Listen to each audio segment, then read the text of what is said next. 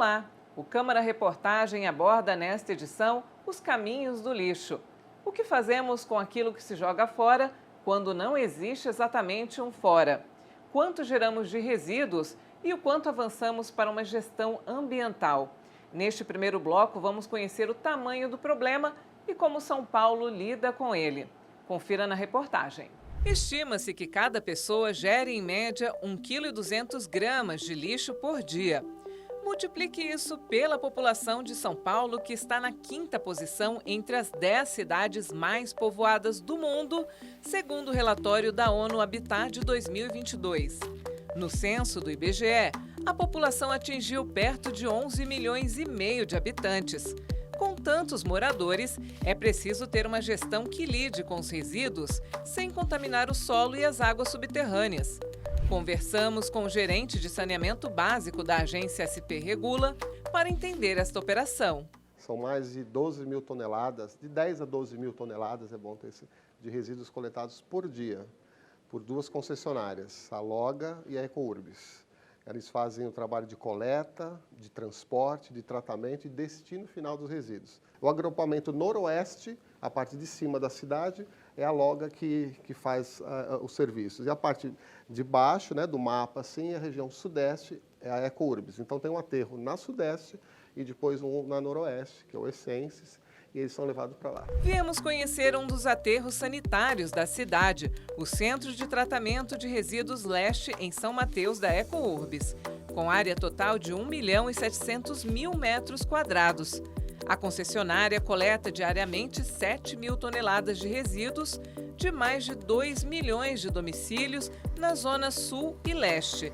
São 19 subprefeituras, do total de 32. Após a coleta nas ruas, o lixo é levado para estações de transbordo ou de transferência, onde a carga é consolidada, e em seguida trazida para aterros sanitários como este, que operam através de licenças ambientais e dispõem dos resíduos de forma ambientalmente adequada. Antes de acomodar as camadas de resíduos, o aterro recebe um revestimento no solo para impedir a contaminação, como explica o superintendente de engenharia da Ecourbis. O solo é todo preparado com uma camada de argila, depois existe geomembranas, mantas específicas que são colocadas para fazer toda essa impermeabilização do solo e impedir que qualquer líquido permeie pelo solo antes da obra. Tanto a parte líquida quanto o gás são extraídos do aterro. O chorume é tratado pela Sabesp. Já o biogás, captado e transformado em energia elétrica e veicular.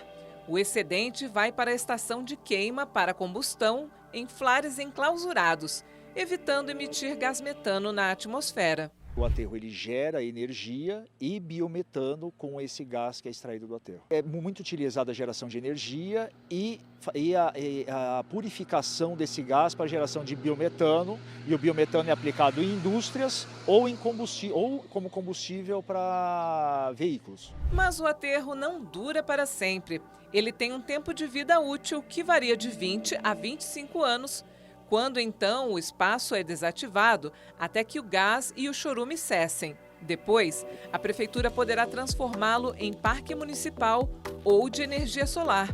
Para evitar a necessidade de abrir novos aterros, é muito importante prover outras soluções para os resíduos. As novas tecnologias que estão sendo introduzidas, os planos municipais que a gente está buscando é reduzir o volume de resíduos dispostos nos aterros sanitários, ou com tecnologias que tratem a fração orgânica, recuperem os recicláveis, ou a própria geração de energia através dos resíduos. Os editais de 2024 para o serviço de coleta, tratamento e destinação final de resíduos aprimoraram as exigências, mirando na preservação ambiental. A parte de tratamento vai ser o carro-chefe, precisa ser tratamento do resíduo.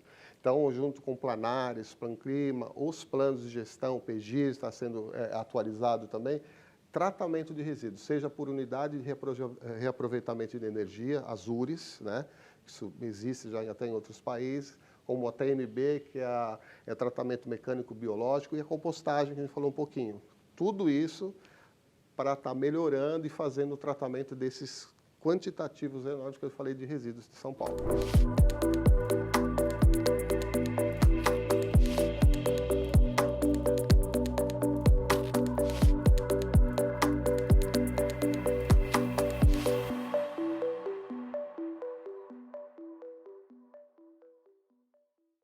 Vamos para um breve intervalo. No próximo bloco, Câmara Reportagem mostra a compostagem, que aproveita a parte orgânica dos resíduos urbanos. A gente volta já já.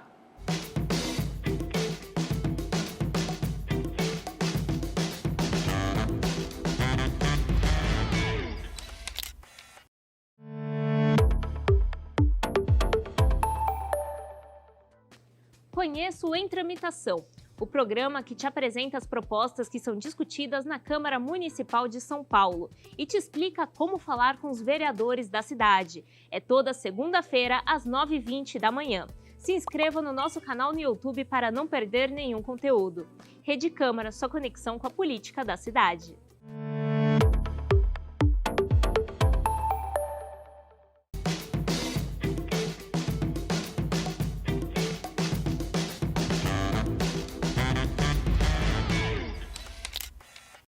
De volta com Câmara Reportagem sobre os caminhos do lixo. Agora vamos ver uma solução para os resíduos orgânicos. Uma família consegue desviar toneladas de restos de alimentos que iriam parar nos aterros para a produção de adubo orgânico e transformou isso em um negócio. Veja na reportagem do segundo bloco a compostagem. Este casal, que mora em Parelheiros, extremo sul da capital, transforma o lixo orgânico em adubo.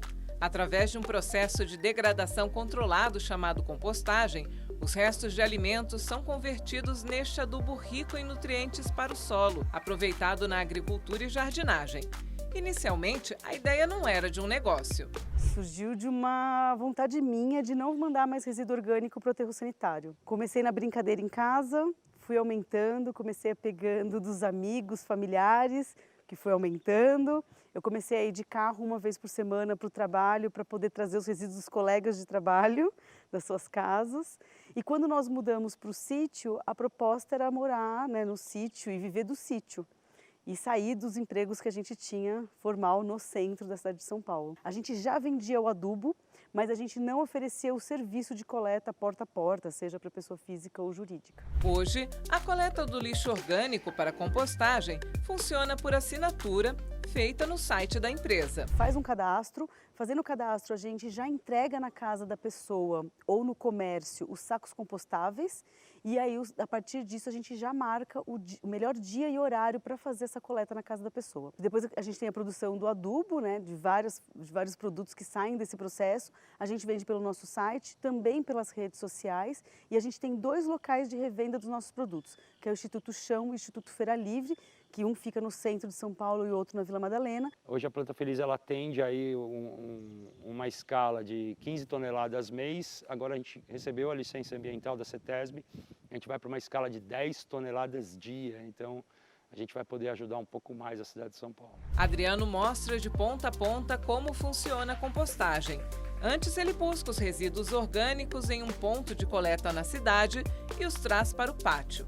Os restos de alimentos de origem vegetal e animal são colocados dentro da leira, esta cama de palha que protege o processo, mantendo a umidade. Para evitar a ação de bactérias anaeróbicas que gerariam metano, gás de efeito estufa, os alimentos são misturados com serragem, permitindo a oxigenação. Um adubo é aplicado por cima para acelerar a fermentação. Esse processo, com a oxigenação, com a umidade correta, você vai ter uma temperatura alta, ou seja, essa fermentação ela pode chegar, geralmente ela vai de 65 a 70 graus de temperatura. Essa temperatura ela é fundamental para iniciar a mudança de características físicas e químicas desse material, além de eliminar patógenos, principalmente ovos de ominto, salmonela, e isso faz com que você tenha um adubo final higienizado, e que não vai transmitir doenças para o solo. A decomposição acontece em 2 etapas. Quando a gente fala resíduos moles, essa primeira etapa vem as bactérias atacando de forma bombástica. Então, seja do ar, da terra, do próprio alimento, da água, essas bactérias vêm e atacam esse alimento de forma rápida e já vão quebrando essas moléculas mais moles. Aí chega a segunda etapa da compostagem, que no caso é aquela segunda leira, que ela já não está mais sendo abastecida, ela já está na fase de cura, que a gente chama, que é a fase de maturação. A fase de maturação é quando tem a troca, saem as bactérias e entram os fungos. Os fungos é onde eles vão atacar as partes mais duras daqueles alimentos, daquela massa toda. Então você eliminar caroços, você vai eliminar ossos. A matéria resultante da compostagem depois de seca e peneirada é o adubo orgânico.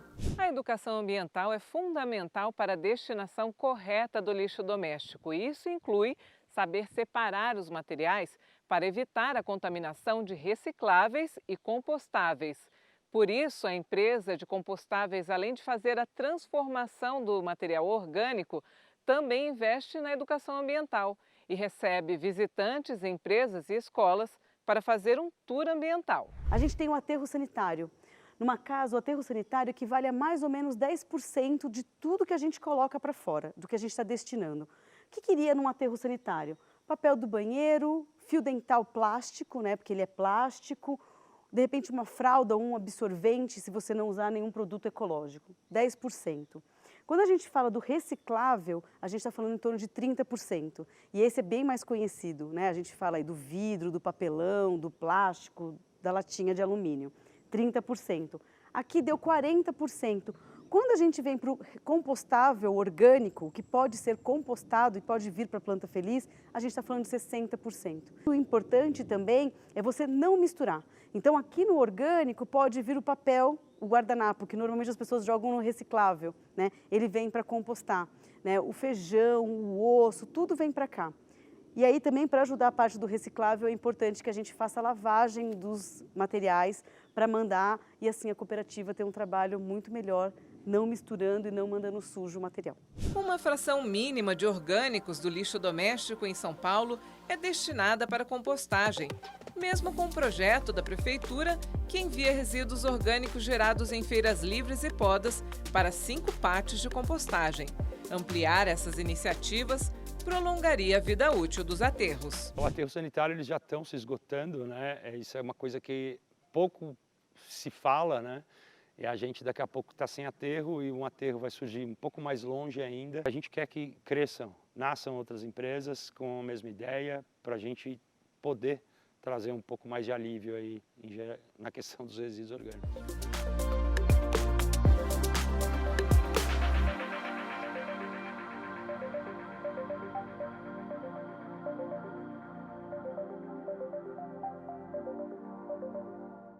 No próximo bloco, a gente vai conhecer uma cooperativa de reciclagem e como essa atividade prolonga a vida útil dos resíduos e transforma a vida dos catadores. A gente volta em instantes.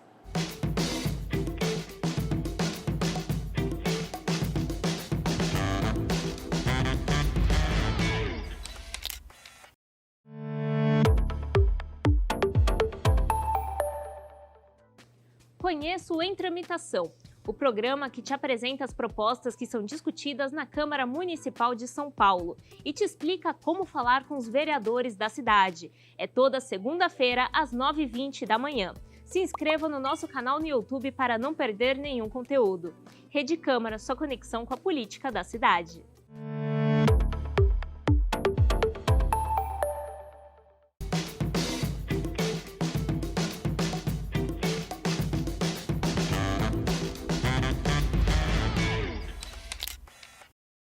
Câmara Reportagem está de volta com o tema Caminhos do Lixo. Atualmente, a cidade de São Paulo recicla muito pouco daquilo que poderia ser aproveitado, mas a Prefeitura tem fomentado a formação de novas cooperativas de reciclagem para beneficiar esses materiais em uma economia circular. Em nossa visita a uma dessas cooperativas, pudemos registrar este trabalho tão importante e como ele tem transformado a vida de catadores. Parte dos recicláveis que a população paulistana consome e joga fora vem parar nesta cooperativa, trazida pelos caminhões verdes das concessionárias ou por veículos próprios. Estamos em uma das unidades da Coopercaps, cooperativa de trabalho, produção, coleta e triagem de beneficiamento de materiais recicláveis da Capela do Socorro. Constituída em 2003, ela é resultado de uma política pública gerada na revisão do Plano Diretor Estratégico de 2002, com catadores da região sul. Na verdade, nós começamos com 22 catadores aqui da região sul, né, e 20 anos depois, a Coopercaps hoje ela tem mais 5 filiais, gerenciamos as 2 centrais mecanizadas de triagem da cidade de São Paulo, gerando quase 400 postos de trabalho. Atualmente, 30 cooperativas de reciclagem como esta são habilitadas para ter contratos com a Prefeitura e mais 20 estão em incubação, ou seja, sendo capacitadas e organizando documentos para participar de licitações públicas. A Copercaps processa por mês de 2 a 3 toneladas de recicláveis, que são papel, vidro, metal e plástico. Os volumes separados e classificados são destinados às indústrias recicladoras, reaproveitamento que economiza recursos naturais, protege os ecossistemas e reduz as emissões de carbono na atmosfera. A Copercaps, em 2023, processou 24 mil toneladas de resíduos, gerando um faturamento algo em torno de pouco mais de 18 milhões de reais. Nós recebemos resíduos da coleta seletiva do município, nós temos coleta própria e nós temos também doações que nós recebemos de algumas empresas que vêm trazer o resíduo aqui, etc. O beneficiamento de recicláveis começa na recepção dos caminhões, onde os sacos com os materiais são rasgados e os grandes volumes retirados. Os itens sobem pela esteira para a seleção manual. Depois, tudo é compactado nas prensas para facilitar a amarração dos fardos. Antes de serem enviados às indústrias, os fardos passam por uma última varredura para retirar contaminantes. Todo este trabalho é feito pelos sócio-cooperados. Eles aderem voluntariamente à cooperativa e dividem entre si o lucro da venda, o que dá aproximadamente 2 salários mínimos para cada. É daqui que eu tiro o sustento meu e do meu filho, é aqui que eu crio o meu filho, é aqui que eu pago meu aluguel, é daqui que eu pago a luz, é da reciclagem. O valor já foi maior, porém, o material reciclável está em um momento de baixa. De qualquer forma, ter uma renda certa tem garantido às famílias um presente mais confortável e um futuro mais certo. Eu consegui pagar a faculdade do meu filho, mas durante um ano, no começo foi difícil, só que como saiu a prova do Enem, que era da época, e meu filho conseguiu a bolsa de estudo, e ele conseguiu fazer toda a faculdade, fez TI, fez o Senai, então ele conseguiu um bom emprego, até hoje está no mesmo. Minha filha também conseguiu fazer as 2 faculdades, fez psicologia e fez departamento pessoal também. Esse foi um sonho meu que eu consegui aqui dentro da Copercaps. Todos os dias, né, saindo daqui eu ainda tenho meus estudos, eu faço produção musical e discotecagem e aos finais de semana, como minha paixão mesmo, eu toco nas festas.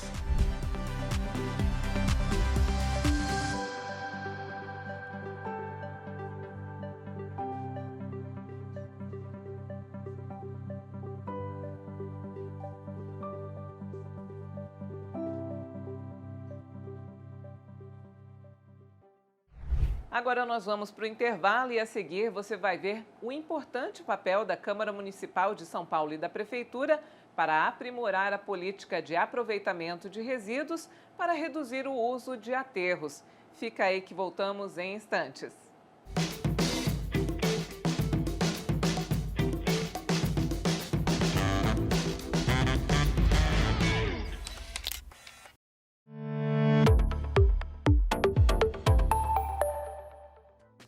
Conheça o Em Tramitação, o programa que te apresenta as propostas que são discutidas na Câmara Municipal de São Paulo e te explica como falar com os vereadores da cidade. É toda segunda-feira, às 9h20 da manhã. Se inscreva no nosso canal no YouTube para não perder nenhum conteúdo. Rede Câmara, sua conexão com a política da cidade.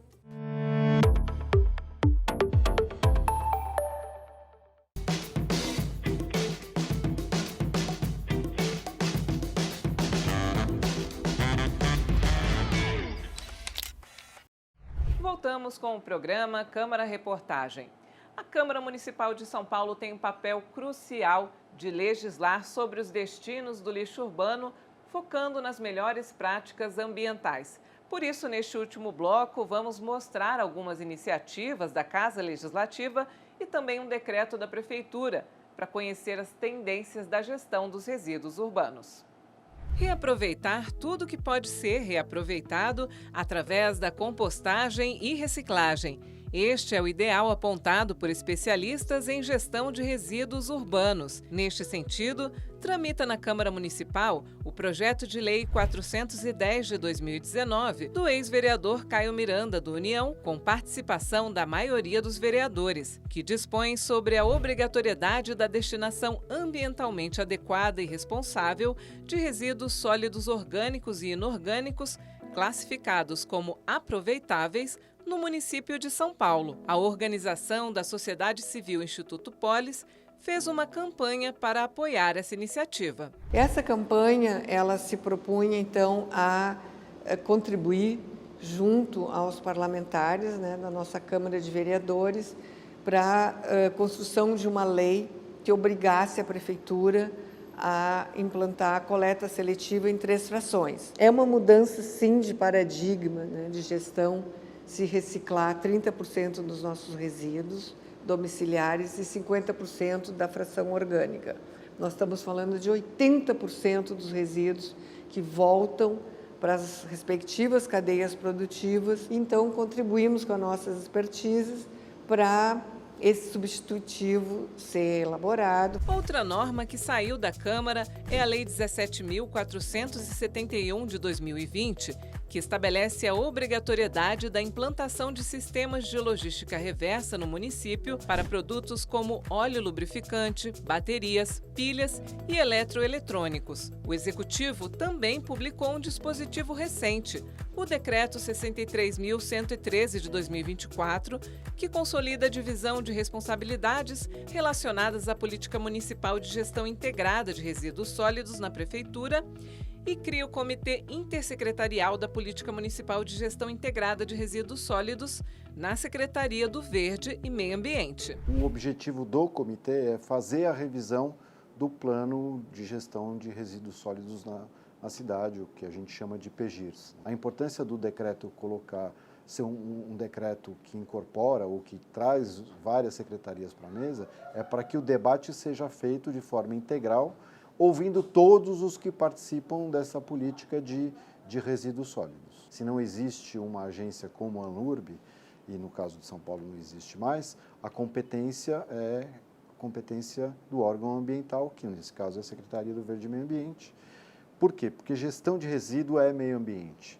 Hoje em dia a gente olha para o resíduo de uma outra forma e o impacto do tratamento que se dá aos resíduos que a cidade produz tem impacto positivo ou negativo ambientalmente. 2024 é o ano em que os contratos relacionados à gestão do lixo na cidade estão sendo renovados por mais 20 anos.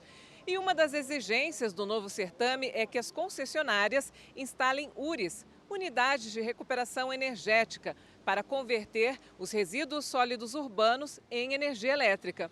No entanto, essa perspectiva já está causando polêmica em função da queima dos resíduos. A proposta é construir 2 incineradores para queimar os resíduos da cidade com o argumento de que vai gerar energia e que vai substituir os aterros sanitários. É cancerígeno, emite gases de efeito estufa, de gases tóxicos, como dioxinas e furanos, que são cancerígenos. Então, se nós conseguirmos que isso não vá adiante com essa prorrogação por 20 anos, quer dizer, o que um contrato de 20 anos que queima resíduos vai deixar para a cidade ao final? Após realizar uma consulta pública sobre a incineração de resíduos sólidos urbanos, o Núcleo Especializado de Cidadania e Direitos Humanos da Defensoria Pública do Estado fez uma nota técnica sobre os impactos, documento que informa sobre os riscos para subsidiar decisões de gestores públicos. Tem sido proposta como uma alternativa para a gestão dos resíduos a tecnologia da incineração, E vendo que essa tecnologia ela entra em conflito com o trabalho dos catadores de materiais recicláveis, na medida em que os materiais que serão incinerados são aqueles que são capazes de serem reciclados,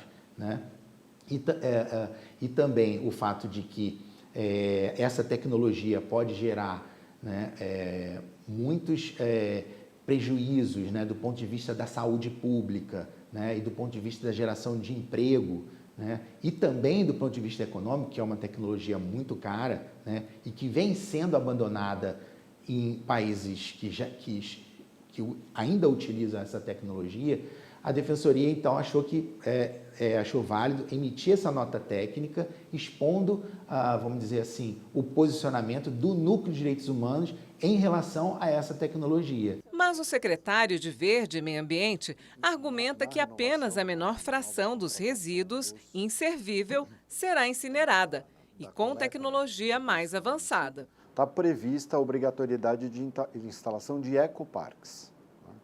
Então, são estruturas complexas que devem dar o tratamento integral ao resíduo coletado. A gente tem que olhar para o resíduo como uma fonte de receita, uma coisa que tem valor, pode e deve ser reciclada, reutilizada, reaproveitada. Parte desse resíduo é inservível efetivamente, né?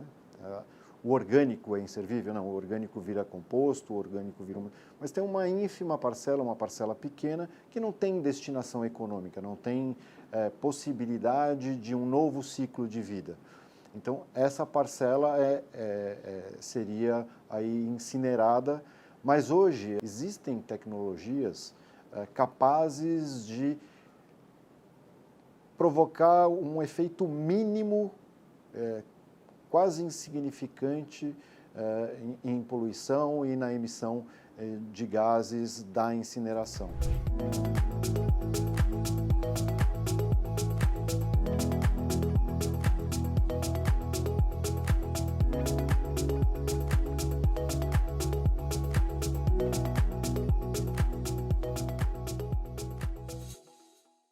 Você acompanhou o programa Câmara Reportagem com o tema Caminhos do Lixo. Para rever o programa, basta acessar o canal do YouTube do Legislativo no youtube.com/Câmara São Paulo. A gente se vê em um próximo programa. Até mais. Rede Câmara São Paulo, a sua conexão com a política da cidade.